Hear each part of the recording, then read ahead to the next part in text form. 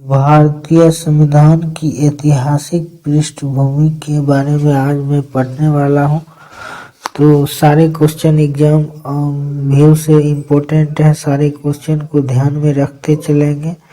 नहीं हो सकता है तो एक कॉपी कलम लेके बैठ जाइए और नोट करते जाइए। आइए वीडियो को शुरू करते हैं। सबसे पहले जानते हैं संविधान क्या है।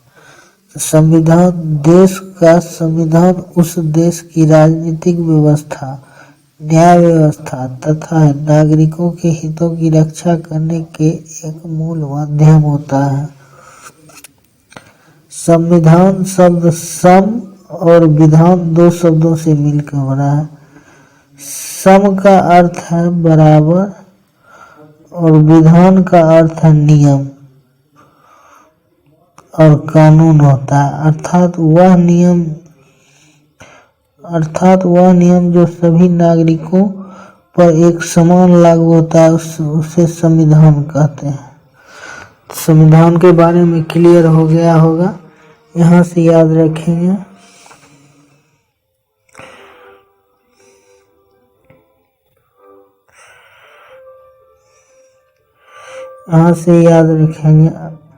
वह नियम जो सभी नागरिकों पर एक समान लागू होता है संविधान कहलाता है। इसे संविधान कहते हैं। चलते हैं नेक्स्ट टॉपिक पे। भारतीय संविधान की ऐतिहासिक पृष्ठभूमि के बारे में देखते हैं। ईस्ट इंडिया कंपनी की स्थापना 1600 ईस्वी में अंग्रेजों के द्वारा हुई थी। कहाँ हुई थी पूछ देगा तो सूरत में हुई थी। कंपनी के कार्यों को नियंत्रित करने के लिए कुछ अधिनियम ब्रिटिश सरकार द्वारा बनाए गए जो निम्न प्रकार है और इसी अधिनियम से भारत में संविधान की नींव पड़ी।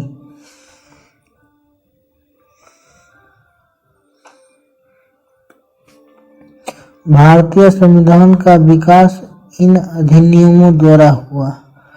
पहला regulating act 1773 east India company के कार्यों को नियंत्रित और नियमित करने का ब्रिटिश संसद द्वारा उठाया गया पहला कदम था। बंगाल के गवर्नर को बंगाल का गवर्नर जनरल बनाया, यानी कि पहले गवर्नर कहा जाता था, बाद में इसे गवर्नर जनरल कहा जाने लगा।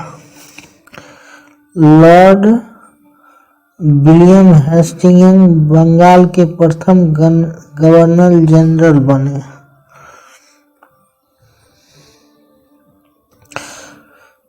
गवर्नर जनरल के लिए एक कार्यकारी परिषद की स्थापना की गई जिसमें 4 सदस्य नियुक्त किए गए।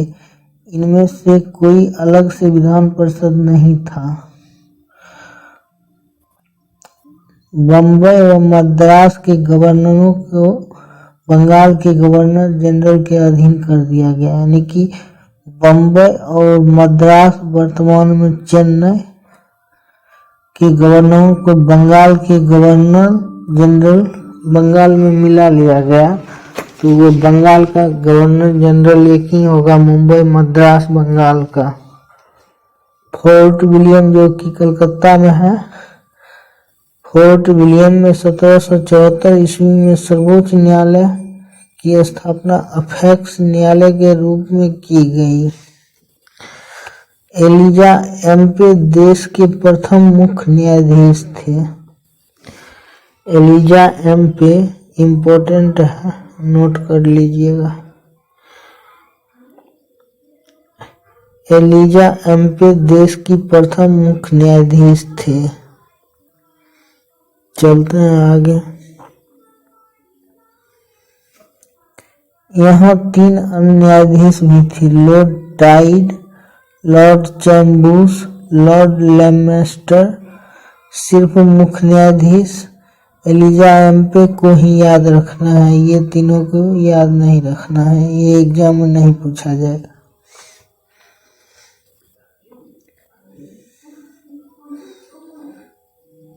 कंपनी के नौकरशाहों का निजी व्यापार करने तथा मूल निवासियों से रिश्वत लेने पर रोक लगा दी गई। चलते हैं नेक्स्ट पर। नेक्स्ट देख लेते हैं।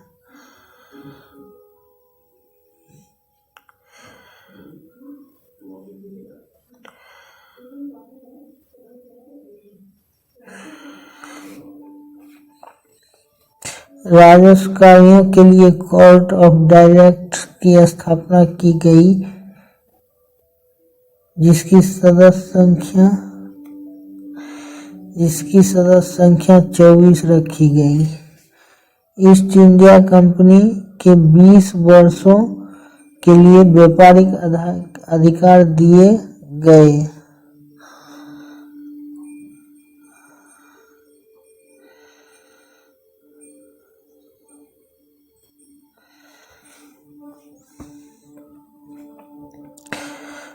अब देखते हैं पीटर्स इंडिया एक्ट 1784। कंपनी के वाणिज्य व राजनीतिक कार्यों को अलग अलग कर दिया गया। वाणिज्य कार्यों के लिए कोर्ट ऑफ डायरेक्टर तथा राजनीतिक कार्यों के लिए बोर्ड ऑफ कंट्रोल की स्थापना की गई। देखते हैं नेक्स्ट। सदस्य परिषद गवर्नर जनरल शक्तियां कम कर दी गई। सदस्य परिषद की गवर्नर जनरल की शक्तियां कम कर दी गई। भारतीय विषयों को प्रत्यक्ष रूप से ब्रिटिश शासन के सामने रखा गया। भारतीय विषयों को प्रत्यक्ष रूप से ब्रिटिश शासन के सामने रखा गया। यह भारतीयों द्वारा विषय था जो कि अपना प्रस्तावना रखा ब्रिटिश सरकार के लिए। भारत में कंपनी के क्षेत्रों को ब्रिटिश आधिपत्य कहा गया। भारत में कंपनी के क्षेत्रों को ब्रिटिश आधिपत्य कहा गया। थोड़ा कलर चेंज कर लेते हैं, रेड रख लेते हैं। मद्रास और बम्बई के गवर्नर परिषदों की स्थापना की गई। मद्रास और बम्बई में गवर्नर परिषद की स्थापना की गई। अब देख लेते हैं थोड़ा चार्टर एक्ट देख लेते हैं 1793। Charter act 1793। East India company के व्यापारिक अधिकार 20 वर्षों के लिए बढ़ा दिए गए। इंडियन सिविल सर्विस ICS 21 अप्रैल 1793 को पहली बार आयोजित हुई। सिविल सर्विस डे 21 अप्रैल को मनाया जाता है। इम्पोर्टेंट है ये, इसे याद रख लीजिए या नोट कर लीजिए कॉपी में। सारे इम्पोर्टेंट हैं, लेकिन जो मैं इम्पोर्टेंट बोलता हूँ सबसे महत्वपूर्ण होता है। वैसे सारे इसमें इम्पोर्टेंट ही हैं। 1793 में राजस्व बोर्ड और राजस्व पुलिस की स्थापना हुई। राजस्व बोर्ड और राजस्व पुलिस की स्थापना 1793 में हुई। अब चलते हैं नेक्स्ट पर। नेक्स्ट है चार्टर अधिनियम 1813। चार्टर अधिनियम 1813 याद रखें। केवल 2 व्यापारिक अधिकारियों को छोड़कर ईस्ट इंडिया कंपनी के सारे व्यापारिक अधिकार खत्म कर दिए गए। चाय का व्यापार चीन के साथ व्यापार होता था। चाय का व्यापार भारत में होता था, चीन के साथ चाय का व्यापार होता था। चलते हैं नेक्स्ट पर।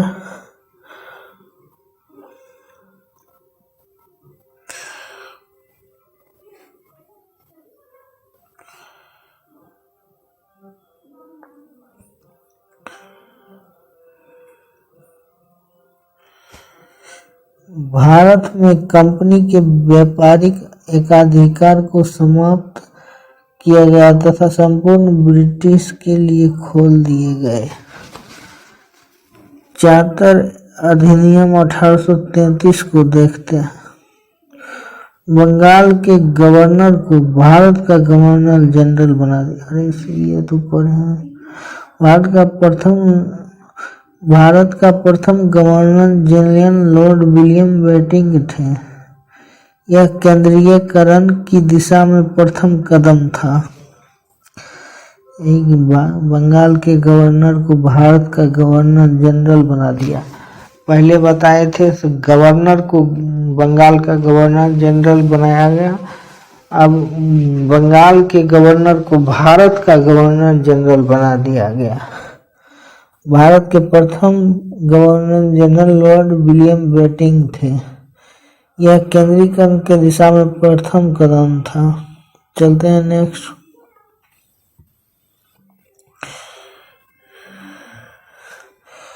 अधिनियम के तहत ईस्ट इंडिया कंपनी के व्यापारिक अधिकारों को समाप्त कर दिया गया। यह केवल प्रशासनिक संस्था के रूप में कार्य कर रही थी। चार्टर अधिनियम 1853। ईस्ट इंडिया कंपनी केवल प्रशासनिक वजूद ही रह गया था, इसलिए बोर्ड ऑफ डायरेक्टर के 6 सदस्य हटा दिए गए। ईस्ट इंडिया कंपनी केवल प्रशासनिक वजूद ही रह गया था, इसलिए बोर्ड ऑफ डायरेक्टर के 6 सदस्य हटा दिए गए। कितने सदस्य हटाए गए? 6 सदस्य। 1853 में पहली बार ICS के लिए लिखित परीक्षा आयोजित की गई। ICS गवर्नर जनरल परिषद के विधायी व कार्यपालिका कार्यों को अलग कर दिया गया। गवर्नर जनरल परिषद और विधायी कार्यपालिका कार्यों को अलग कर दिया गया।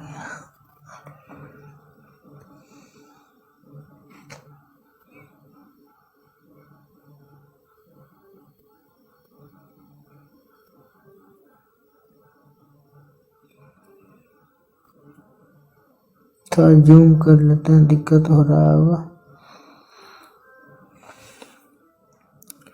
चलते हैं। केंद्र विधान परिषद में 6 सदस्य कर दिए गए। इन 6 सदस्यों में 4 को बम्बई, मद्रास, बंगाल, आगरा का प्रांतीय सरकारों को नियुक्त के लिए दिया गया था। सिविल सेवकों की भर्ती के लिए प्रतियोगी प्रणाली से परिचित करवाया गया। ताज का शासन 1858 से 1947 तक देख लेते हैं। भारत के लिए यह अधिनियम ब्रिटिश ताज के द्वारा अच्छे शासन के लिए भेजा गया, जो 1857 की क्रांति के विद्रोह को ध्यान में रखते हुए अधिनियमित किया गया था, जिसे प्रथम स्वतंत्रता संग्राम और सिपाही विद्रोह कहा गया। नेक्स्ट देख लेते हैं।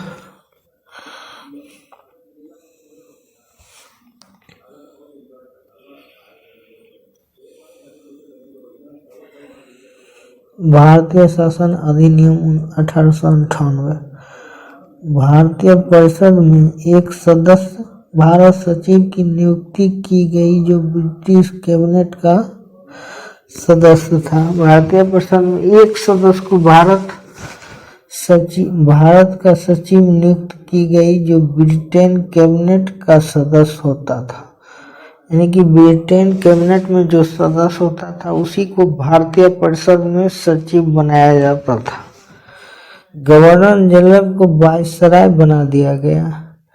बाद में गवर्नर जनरल का पद हटाकर वायसराय पद को जोड़ दिया गया, यानी कि नया शुरू किया गया। चलते हैं नेक्स्ट।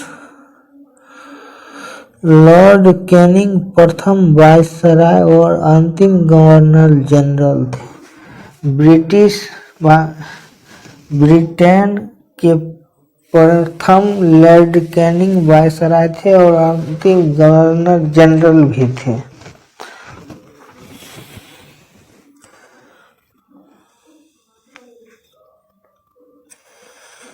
बोर्ड ऑफ कंट्रोल व बोर्ड ऑफ डायरेक्ट को समाप्त कर दिया। चलते हैं नेक्स्ट पेज पर। नेक्स्ट पेज इस साइड होगा, ये आ गया। कहाँ से शुरू करूँ? हाँ, यहाँ से।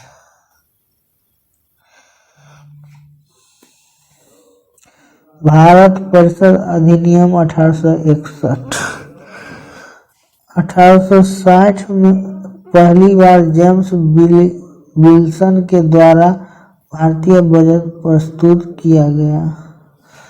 मोस्ट इम्पोर्टेंट क्वेश्चन है, इसे कॉपी में नोट कर लें और रट्टा मार जाए। ये क्वेश्चन एग्जाम में बहुत बार पूछा गया है और आगामी एग्जाम में पूछे जाने की भरपूर संभावना। इसको एक बार और देख लेते हैं।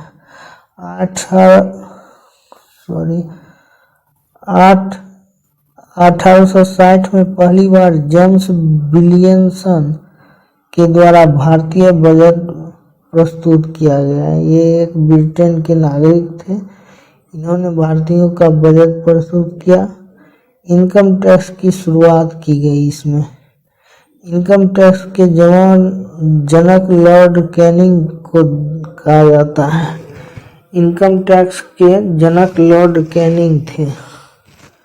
प्रथम बार भारतीयों को प्रतिनिधित्व प्रदान किया गया। वो गवर्नर जनरल की कार्य और विधान परिषद जैसी संस्थाओं में भारतीयों की नियुक्ति की गई।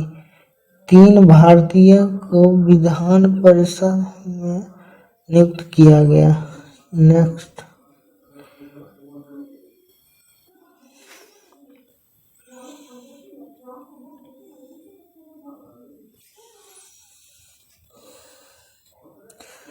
केंद्र और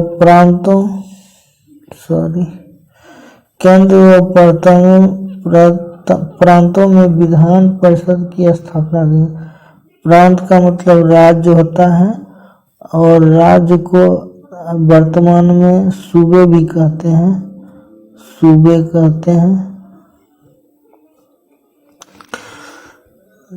बम्बई व मद्रास प्रांतों को शक्तियां देकर विकेंद्रीकरण की प्रक्रिया शुरू कर दी गई। भारत परिषद अधिनियम 1892। प्रथम बार अप्रत्यक्ष चुनावों से परिचय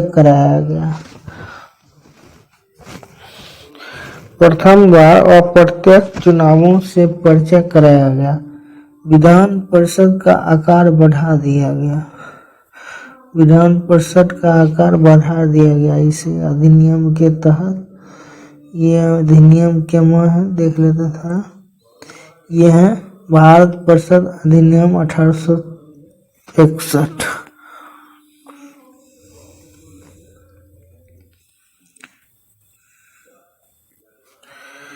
विधान परिषद के कार्यों में वृद्धि की गई और बजट पर चर्चा करने और कार्यपालिका से स्पर्श करने का अधिकार दिया गया। भारत परिषद अधिनियम 1909 देख लेते हैं। इस अधिनियम को मार्ले मिंटो सुधार अधिनियम के नाम से जाना जाता है। मोस्ट इम्पोर्टेंट क्वेश्चन है।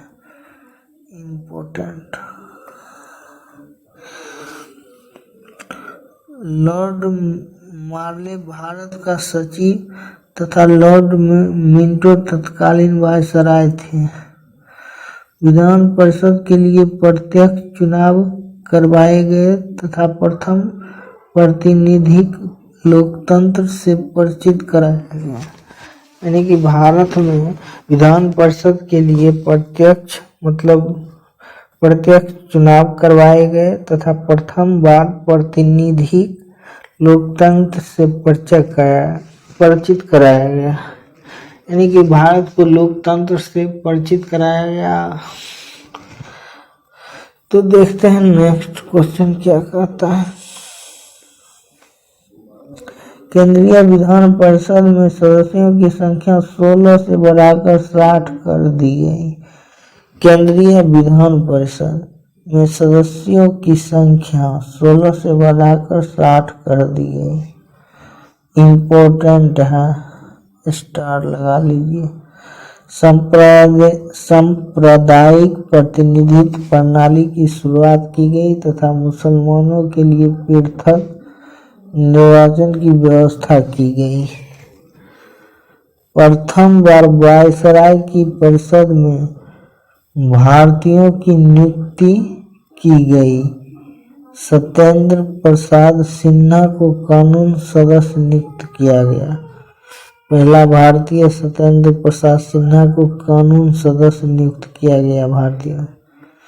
चलते हैं नेक्स्ट स्लाइड पर।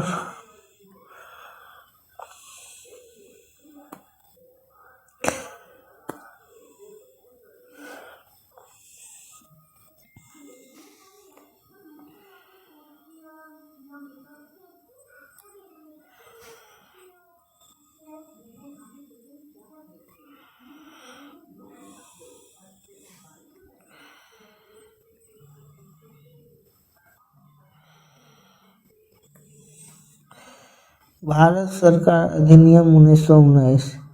इस अधिनियम में मॉन्टेगू चेम्सफोर्ड सुधार अधिनियम के रूप में जाना गया। मॉन्टेग्यू राज्य सचिव थे और चेम्सफोर्ड भारत के वायसराय थे।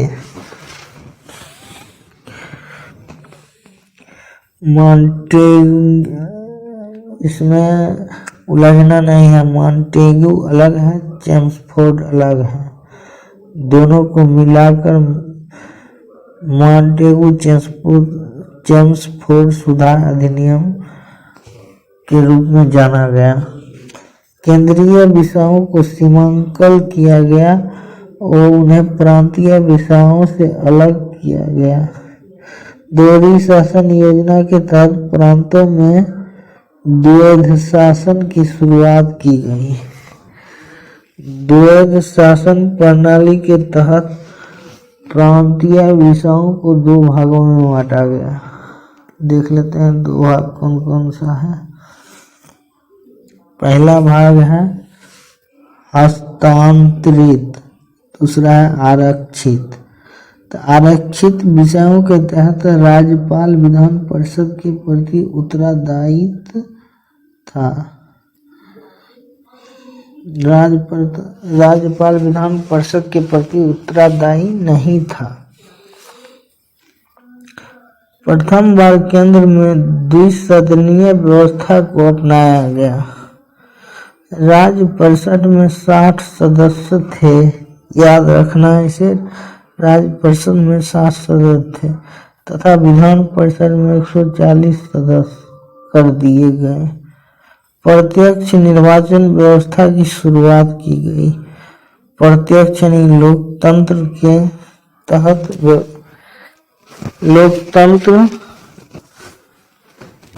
प्रत्यक्ष निर्वाचन मतलब लोकतंत्र व्यवस्था की शुरुआत की गई। केंद्रीय लोक सेवा आयोग की स्थापना के लिए प्रावधान किया गया।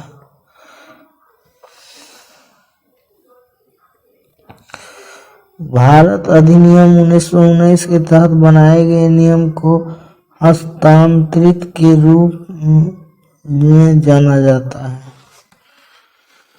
1928 में साइमन कमीशन भारत आया। बहुत बार क्वेश्चन पूछा है, इसे याद रखना। 1928 में साइमन कमीशन भारत आया। यह वैधानिक आयोग के रूप में जाना जाता है।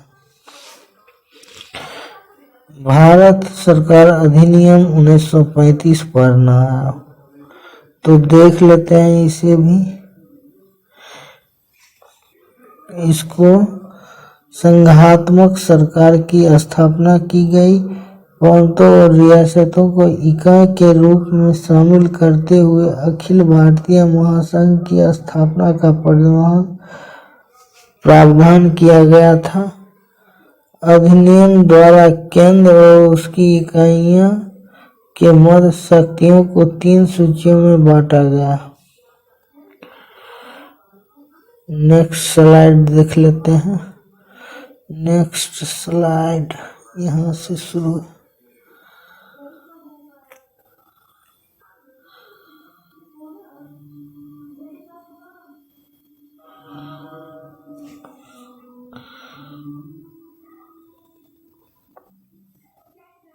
स्टार्ट करते हैं। संघ सूची में 59 विषय है, प्रांतीय सूची में 54 विषय है, सीमावर्ती सूची में 36 विषय है। संघ सूची में 59 विषय है, प्रांतीय सूची में 54 विषय है, सीमावर्ती सूची में 36 विषय है। इसे याद रखेंगे। प्रांतों में द्वैध शासन समाप्त कर दिया और प्रांतीय स्वायत्तता प्रदान की गई। प्रांतों में द्वैध शासन समाप्त कर दिया गया और प्रांतीय स्वायत्तता प्रदान की गई। इस समय 6 प्रांत थे: असम, बंगाल, बॉम्बे, बिहार, मद्रास व संयुक्त प्रांत। संघीय न्यायालय की स्थापना का प्रावधान किया गया। इस अधिनियम की तरह भारतीय परिषद को समाप्त कर दिया गया। केंद्र में द्वैध शासन की शुरुआत की गई। अवशिष्ट शक्तियां गवर्नर जनरल को दी गई।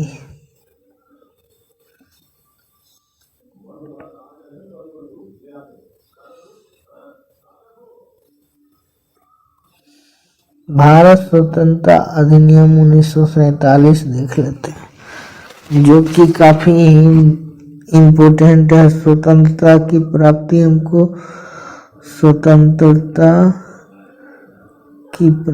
हमें 1947 में ही मिली थी। तो इसके बारे में इम्पोर्टेंट पर्सन सब देख लेते हैं। इसके द्वारा भारत को स्वतंत्र और संप्रभु राज्य घोषित किया गया। 1947 को भारत को स्वतंत्र और संप्रभु राज्य घोषित किया गया। केंद्र और राज्यों में उत्तरदायी सरकार का गठन किया गया। वायसराय के पद को समाप्त करके गवर्नर जनरल बना दिया गया, जो कि देखते हैं जिसे राज्यपाल कहते हैं आजकल, उसी को गवर्नर जनरल भी कहा जाता है। संविधान सभा को दोहरे कार्य सौंपे गए। विधायिका को एक संपूर्ण निकाय के रूप में घोषित किया गया।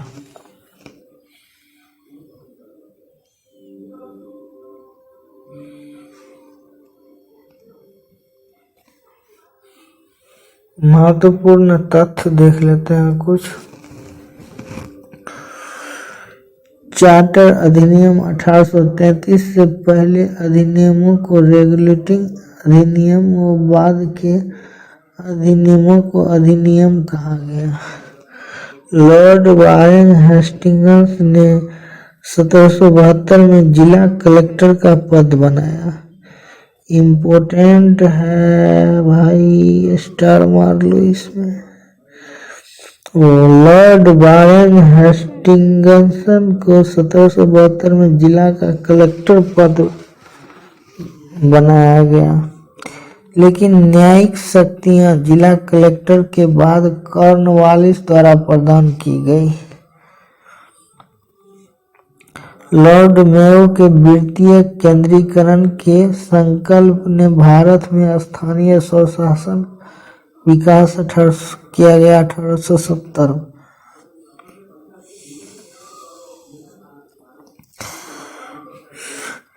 1892 में लॉर्ड रिपन का संकल्प के स्थानीय स्वशासन मैग्ना कार्टा के रूप में प्रतिष्ठित हुआ तथा भारत में स्थानीय स्वशासन के रूप में स्थापित हुआ। चार्टर अधिनियम 1833 अधिनियम 1909 से पहले महत्वपूर्ण अधिनियम थे। तो यही था आज का वीडियो। अच्छा लगे तो लाइक करके सब्सक्राइब कर देना। Thanks for watching my video.